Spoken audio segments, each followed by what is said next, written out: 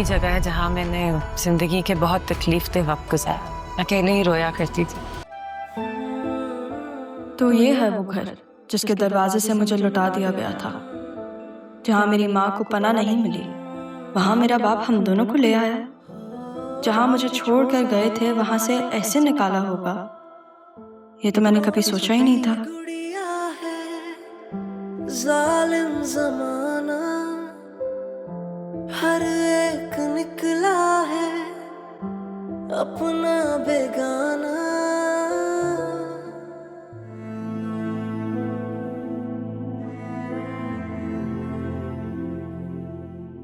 बेटा,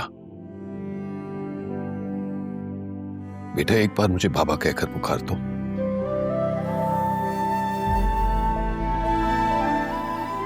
शायद मेरी दिल का बोझ हल्का हो जाए, शायद मेरे गुनाहों का असाला हो जाए। आदत नहीं है मुझे।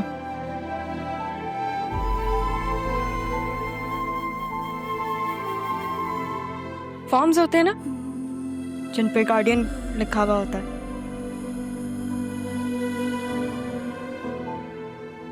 नाना जान ने हमेशा अपना नाम लिखा उस पे।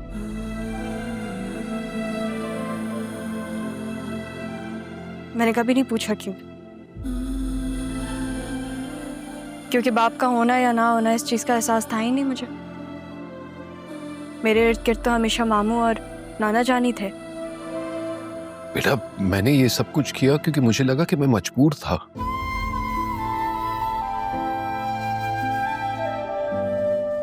माँ का दबाव, हालात, वारिस का ना होना, मुझे लगा मैं मजबूर हूं। लेकिन मैं मजबूर नहीं, बुज़दिल था बेटा, बुज़दिल। शायद किसी की बद्दुआओं में आ गया था। लेकिन मैंने तो आपको कभी बदुआ दी ही नहीं, दुआ भी नहीं दी मैंने आपको, लेकिन क्योंकि आपका पता ही नहीं था मुझे।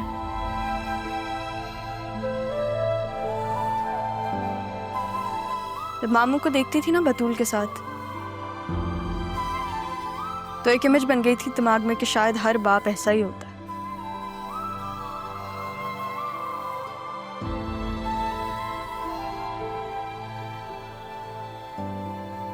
लेकिन फिर जब अपने बाप के बारे में सोचती थी तो कुछ जहन में आता ही नहीं था। और इत्तेफाक देखो, अदील साहब को मैं पिछले 13 सालों से जानता हूं।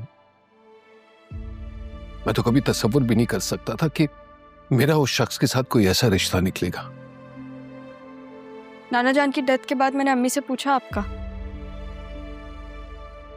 उन्होंने मुझे कहा था कि जिस इंसान ने तुम्हें 2 लम्हे देखना गवारा नहीं समझा, तुम उसको क्यों जानना चाहती हो।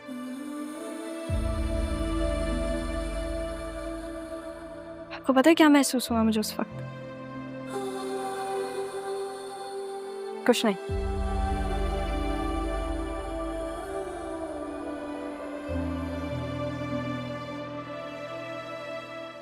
कुछ महसूस नहीं हुआ क्योंकि मुझे कभी तसव्वुर था ही नहीं। बेटा, मैं गुनहगार हूं बेटा, तुम्हारा भी, तुम्हारी अम्मी का भी। मैंने तुम्हें कभी देखा तक नहीं, नाम नहीं दिया, तुम्हारे साथ कोई वक्त नहीं गुजारा। मैं बस माफी मांग सकता हूं बेटा।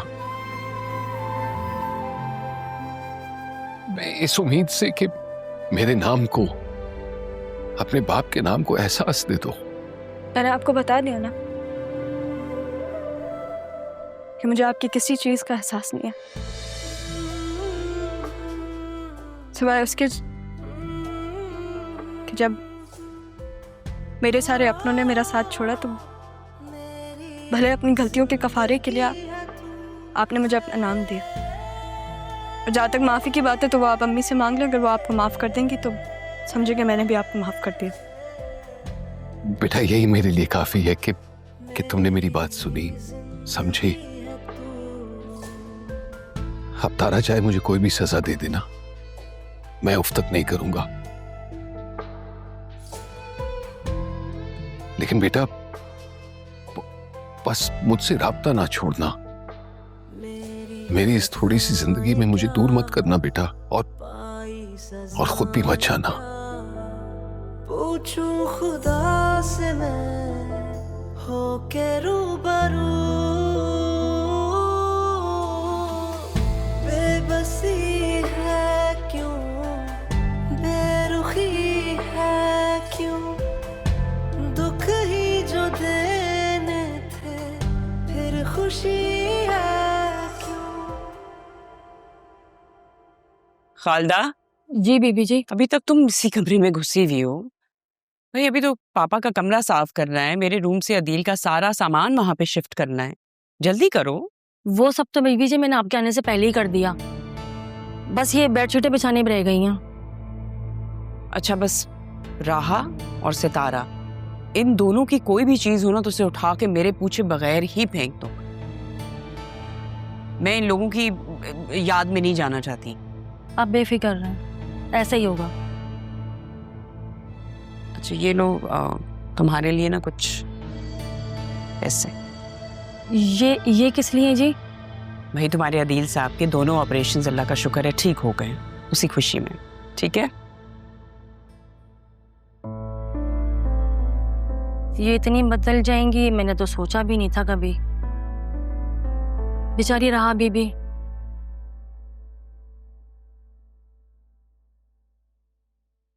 ये लो तुम्हारी कॉफी। तो इसी की बहुत तलब हो रही थी, थैंक यू सो मच। मेरी बीवी को कुछ चाहिए और मुझे पता ही ना हो, ऐसा हो सकता है? अच्छा, वो ऑफिस के बारे में क्या सोचा तुमने?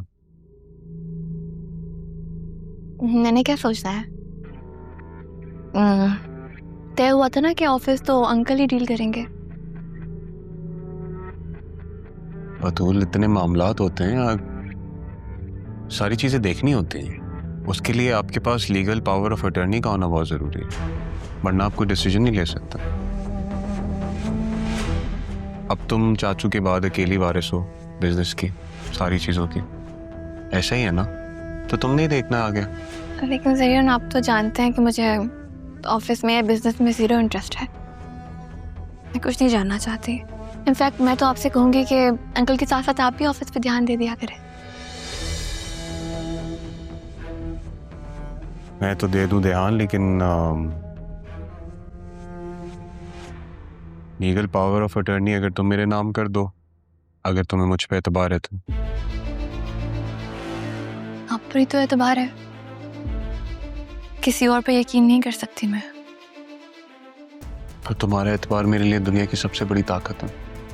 तो बस फिर तय हुआ, बिजनेस की पावर ऑफ अटर्नी आपके नाम और आपका दिल मेरे नाम। वो तो आपके पास पहले से ही है मेरा दिल।